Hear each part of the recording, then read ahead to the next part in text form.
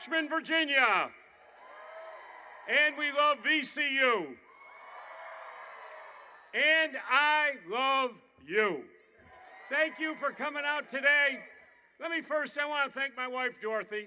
I want to thank her for being such a great First Lady for the Commonwealth of Virginia, great partner. As you know, under her efforts, 13 million more meals served to needy children here in the Commonwealth of Virginia. And Dorothy, thank you for that great work. To our great mayor, Mayor Stoney, to our speaker, Eileen Fillercorn, to Congressman Keachin, Congressman Scott, I want to thank our great Senator Tim Kaine, our great Governor Ralph Northam, and I do want to thank the Democratic National Committee for breaking the record. I had the record of giving the biggest check ever in the history of the party when I was chairman to Tim Kaine running for governor. Give Jamie a great round of applause for breaking my record. I thank him for that. And folks, a big shout out and a big thank you to our next Lieutenant Governor, Hala Ayala. And our next Attorney General, Mark Herring. So I can promise you this, folks, with that ticket we have running here in Virginia and control of the Democratic House of Delegates, let me promise each one of you, this state is going to take off like a booster rocket. You have my word on that, folks. I got more energy for this job than the day I was born. I am ready to go. I'm ready to lean in for you every single day for you. What a great day here in Richmond, perfect weather, and what a great day to welcome the 44th President of the United States of America, Barack Obama. So you've heard it over and over. We have 10 days left in this campaign, and I can tell you this, there is nothing more at stake. We have made tremendous progress over the course of the last 8 years. You've heard it over and over again. But COVID has given all of us real challenges, and we have a lot to overcome. But let me be clear, our first step in overcoming COVID is we need to lean in, we need to defeat. I want Virginia to be the first state in the United States of America that calls an end to the COVID pandemic. We can do that together. And once we get that done, our agenda is clear.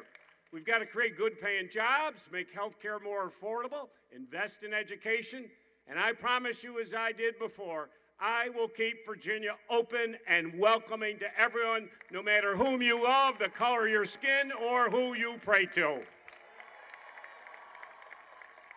I have 20 very exciting, comprehensive plans on my website, 166 pages. I tell you, folks, exactly how I'm going to do this. Let me tell you this, as I did before, we are going to create great jobs all over this great Commonwealth. And I promise you this, we will raise the minimum wage to $15 by January of 2024. I promise every Virginian we will make child care affordable for every parent out there in the Commonwealth of Virginia. And here's a big one. I promise you we will finally pass paid sick leave and family medical leave here in the Commonwealth of Virginia. I'm going to fight the high costs of prescription drug prices. I promise all of you we'll lower premiums. I will make sure that we make health care affordable for all, and I want to be the first state in America that every single one of their citizens gets access to quality, affordable health care. And as I said on day one of my campaign, I am going to make sure that every single Virginian receives a world-class education. I promise you that. And folks, I know we can do it because I did it before. If you remember in 2013 when I took office, our economy was in crisis, chaos. I rolled up my sleeves. We got to work making life better for all Virginians. By working in a bipartisan way, guess what? You've heard it. We created 200,000 new good-paying jobs. Personal income went up 14%. Unemployment went down in every city and county in the Commonwealth of Virginia. When you get Democrats running governor, you get great things happening here in this great Commonwealth. I leaned in on clean energy to tackle climate change. We created good-paying jobs. We invested in education, infrastructure, transportation. And I did it, folks, by finding common ground. I'll work with anybody. It doesn't matter to me what your party persuasion is. If you're a reasonable Republican, you'll work on me on all these things, I'll work with you. But let me make one thing perfectly clear today. Glenn Youngkin is not a reasonable Republican. I call him Donald Trump in khakis. Do we want a lapdog to Donald Trump to be our governor here in the Commonwealth? No, we don't. And we have seen what could happen. Just last week at a rally hosted by Donald Trump, my opponent's supporters actually pledged allegiance to a flag that was used at the deadly January 6th insurrection at our nation's capital. The flag, the symbol of democracy, was actually used at that Capitol to try and destroy our democracy. And what did Glenn Youngkin say about it? He thanked his supporters for hosting it. Folks, this is a pattern with Glenn. He has spent this entire campaign promoting Donald Trump's crazy conspiracy theories about the 2020 election. He has said that election integrity, quote, is the single most important issue facing Virginia. Really? Not jobs, not the economy, not defeating COVID, but a Donald Trump conspiracy theory. Folks, let me clear this up for Glenn Youngkin and everybody else. Let me make this easy. Joe Biden and Kamala Harris won the 2020 election here.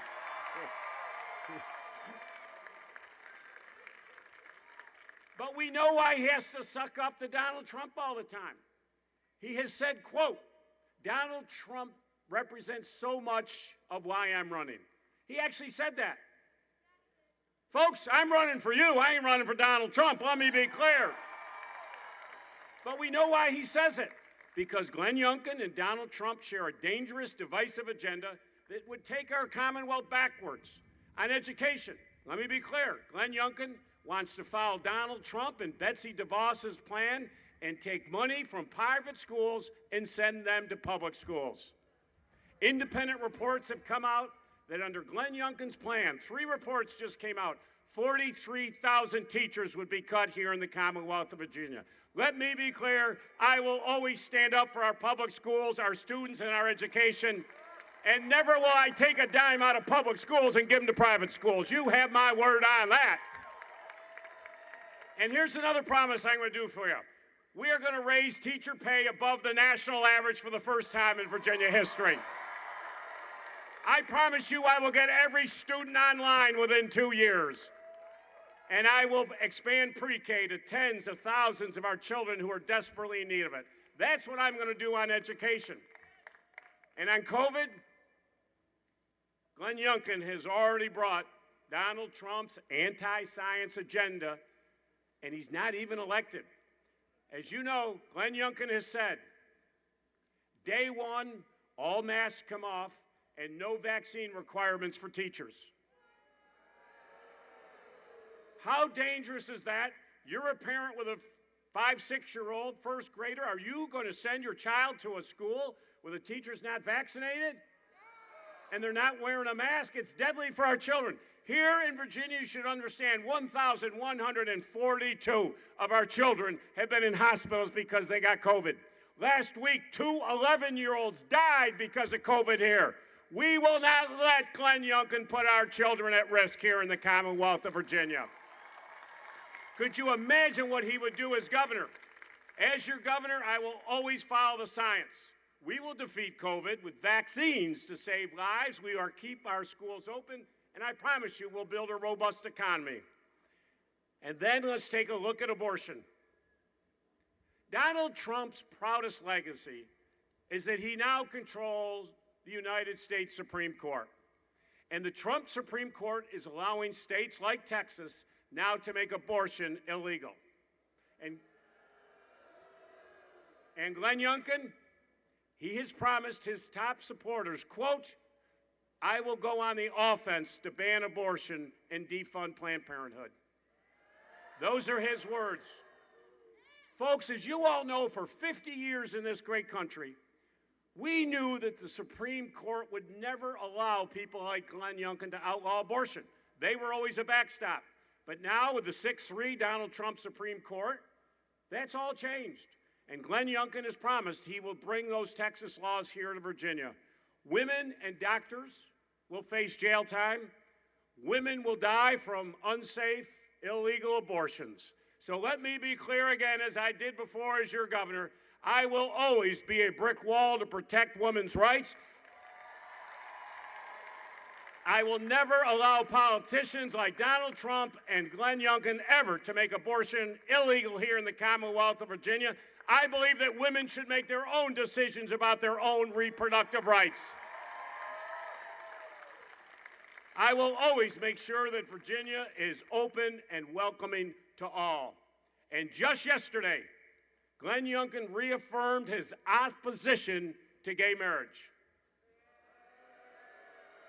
Really? In 2021? Really? Well, let me tell you something, folks. You have got a great company here called CoStar. 1,000 employees. I was the governor when we bid on that. We lost the bid. They outbid us in North Carolina 3-1. But I read that North Carolina passed an HB2 anti-gay bill, so I called the CEO up. I flew up to meet him at his headquarters and said, I'm the governor of Virginia. You cannot go to a state that discriminates. And by the end of the dinner I had with him, guess what? I walked out with the contract to move CoStar here to Richmond, Virginia. So not only will Glenn Youngkin put women's lives in danger, put doctors in jail, and go after Uber drivers, he will destroy our economy. Let me tell you, employees want their state to be open and welcoming, and that's what I'll do as your governor. So this election is about the next chapter of Virginia and our country. And what's it going to look like? That's what this is about. It's about leading us out of this pandemic, keeping our economy strong, protecting voter rights, protecting abortion rights, and so much more. We cannot afford to return to the division, the culture wars, and the conspiracy theories. We've come too far to go back. So, with just a week to go, a little bit over a week, we got an election here in the Commonwealth. I need your help. Our campaign has knocked on over 1 million doors so far in this campaign. It's exciting. We did 102,000 just last weekend. I need you knocking doors. We're talking to Virginians in every single corner of the Commonwealth about what's at stake. We've just had over 600,000 people have already early voted here in the Commonwealth of Virginia. We are on track to have the largest turnout in a non-presidential year in the history of the Commonwealth of Virginia because you all know what's at stake. I need your help. So as we come into the end, now everybody get your cell phones out. I want to see those cell phones. I know you got them. I want you to text Terry to 50550. You need to join this campaign. I need to help you get this vote out. It is so important. I got to have Hala. I got to have Mark Herring. I got to have an attorney general. When I restored more felon rights than any governor in American history, the Republicans sued me for contempt of court. Thank God I had an attorney general who had my back and kept me out of jail. So, folks, join the hundreds of thousands of Virginians who've already cast their vote. I'm begging you, this is the future of our Commonwealth. Together, we will keep Virginia blue, and we will move this great Commonwealth forward. I am so excited. But I am really excited now to have a special guest who's come back to campaign again for us here in Virginia. My good friend, President Obama, he campaigned for me back in 2013, and he's now back again. And think about the 8 great years we had when he was President of the United States of America. When he took office, he didn't waste any time getting to work to fix all the tough problems this country was facing. He walked in office, just like I did, facing huge deficits and an economy in chaos. He got to work, and under President Obama, 11 million new jobs were created in this great country. Barack Obama saved the auto industry. He showed leadership all across this country. And let me be clear, there is the issue of health care. He made addressing America's broken health care system his top priority. The president knew it wouldn't be easy, but that's why he ran for office, to lean in and solve the tough problems. He ran and took challenges on head on.